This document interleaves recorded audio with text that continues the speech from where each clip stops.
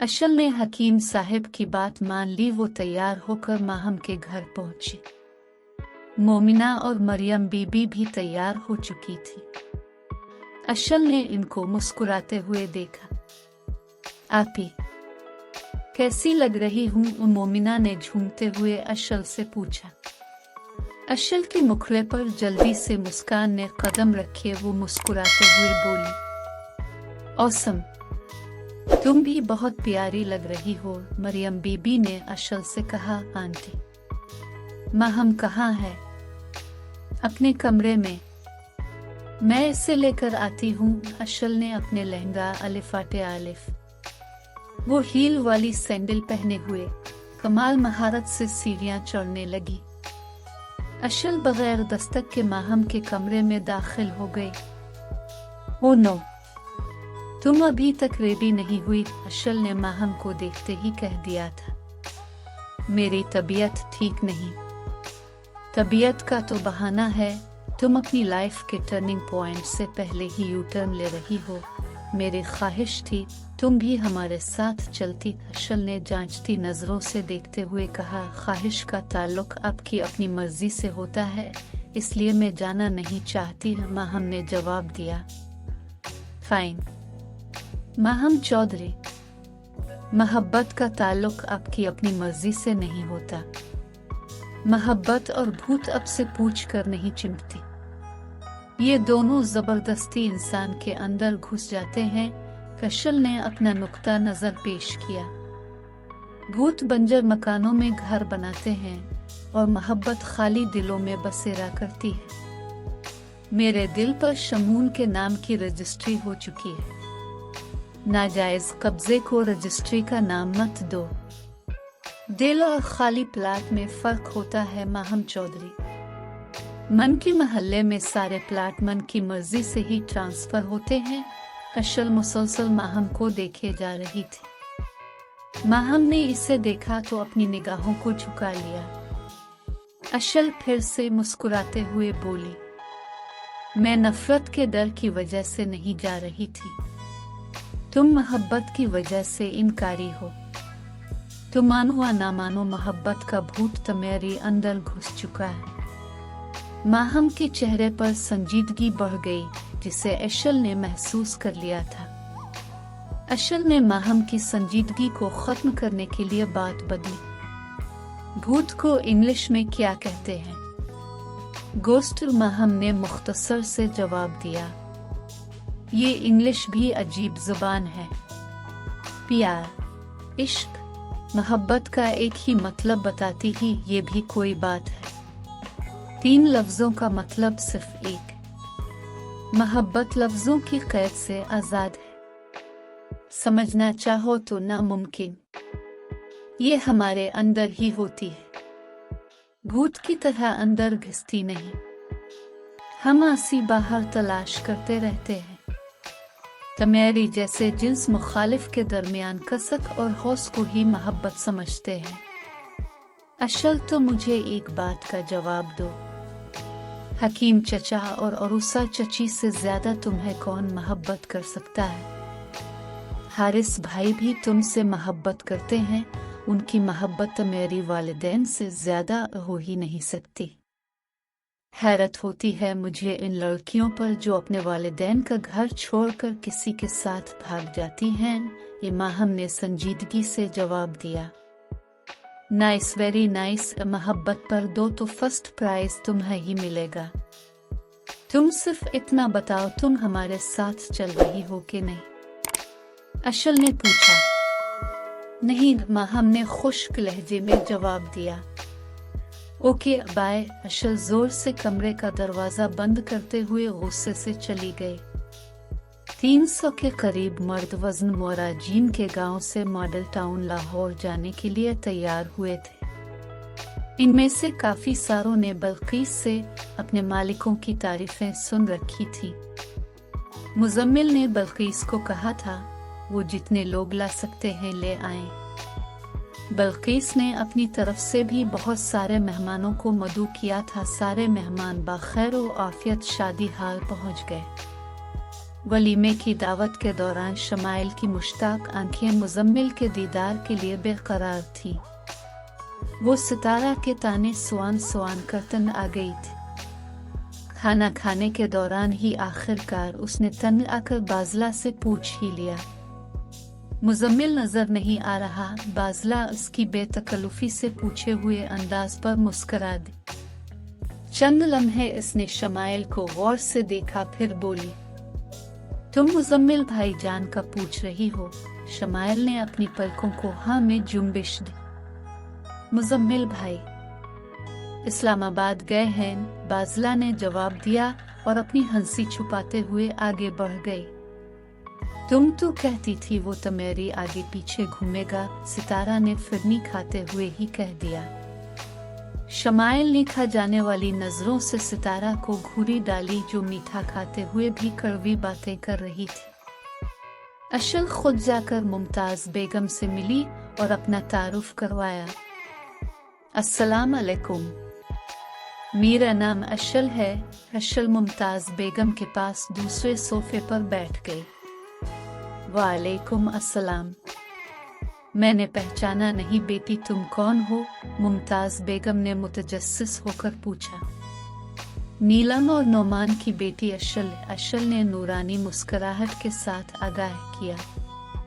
मुमताज बेगम ने अशल के वजीहा रख्न रोशन को फसाहत से देखा और काफी देर देखती रही। माशा अल्लाह, माशा अल्लाह। आदेर मेरे पास आओ। अशल पास आई तो मुमताज बेगम ने उसकी पेशानी चूम ली। अशल का सारा खौफ हुआ हो गया। जिसे मुमताज बेगम से मोहब्बत की सूंधी सूंधी खुशबू आए। वो सोच रही थी मोहब्बत का एक ही बोसाला ताल्लुकी की गहरी खाई पर पाल बना देता है। मैं तो समझती थी अब मुझ पर खफा होंगी। अशल ने मीठी आवाज से कहा। तुमने खुद ही समझ लिया, मुमताज बेगम ने गर्दो नवा का जायजा लेते हुए कहा। सब लोग खाना खाने में मसरूफ थे। वो चाहती थी उनकी और अशल की बातें कोई ना जाने। तुमने खाना क्यों नहीं खाया? मुमताज बेगम ने अपने सामने पड़े खाने की तरफ देखकर पूछा। अपने भी तो नहीं खाया। अशल ने भी सामने पड़े खाने की तरफ देखते हुए जवाब दिया। मेरी उम्र में दवाइयाँ ज्यादा खानी पड़ती हैं और खाना कम। तुम खाओ शाबुश, बाद में कहीं तन्हाई में बैठकर बात करते हैं। मुमताज बेगम ने अशल से ऐसे कहा जैसे हम उम्र बचपन की सहेली हो। मुमताज बेगम और अशल की एकदम कुर्बत को बाजला और मोमिना समझने से कासिर थी। सिर्फ इन दोनों की तवज्जो इस तरफ थी। बाजला अपनी माँ की गैर मौजूदगी में बेगम साहिबा का ख्याल रख रही थी और मोमिना को अशल की संगत ही मुयस्सर थी। मोमिना की मेराज के गांव की दूसरी लड़कियों और अपनी तायाजाद शमाइल से कोई खास अलग सलग नहीं थी। खाने से फारिग होने के बाद लड़कियों का फोटो सेशन एक बार फिर शुरू हो गया। उधेड़ उम्र औरतें खुश गप्पियों में मसरूफ थी। मर्द हजरात मॉडल टाउन पार्क की सैर को निकल गए।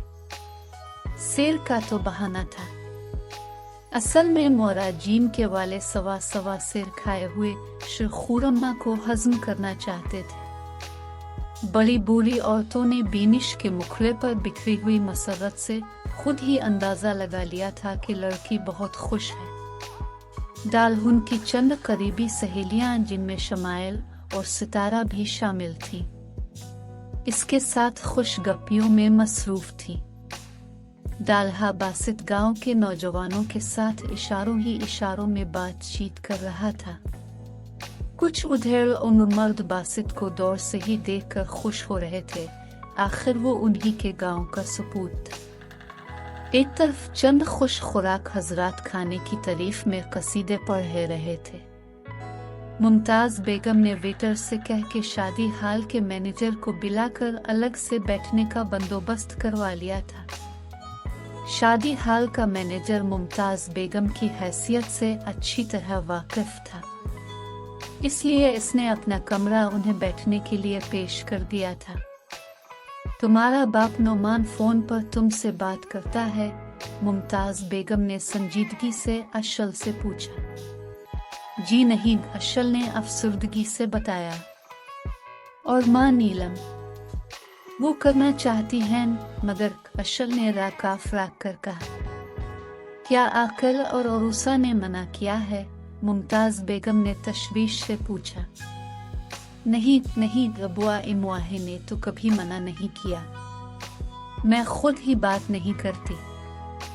इन दोनों की कभी याद आई? मुमताज बेगम ने बगैर तवक्कुफ के पूछा।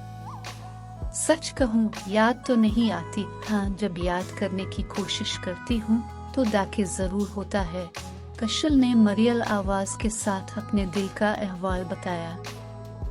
अशल ने आंसू से चमकती हुई आंखों के साथ मुमताज बेगम से पूछा। मैं आपको दादी कहूँ या नानी? सहेली, मुमताज बेगम ने अशल की चमकती आंखों में देखते हुए जवाब दिया और साथ ही इसे अपने गिले भी लगा लिया। गिले लगने की देर थी, अशल के आंसू छलक पड़े। अशल की आंखों में सालों से कैद आंसुओं को आखिर रिहाई मिल ही गई।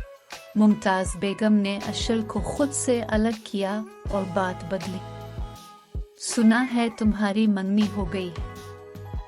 हाँ जी, अशल ने टिश्यू की मदद से आंखों के नीचे बिखरा काजल साफ किया। तुम्हें मंगनी करवाने की इतनी जल्दी किया थी? मुमताज बेगम ने ऐसे कहा जैसे वो अशल की बचपन की सहेली हो। क्या मतलब? मैं समझी नहीं, अशल ने मुस्कुराते हुए पूछा।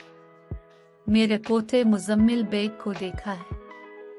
जी हाँ, बहुत हुसैन हैं मुजम्मिल साहिब। तमेरी मंगेतर से भी ज्यादा। मुमताज बेगम ने परखती निगाह डाली। दादी की तरह देखो तो हाँ, अगर अशल की नजर से देखो तो नहीं। अशल की निगाहों को हारिस के अलावा कोई जचता ही नहीं।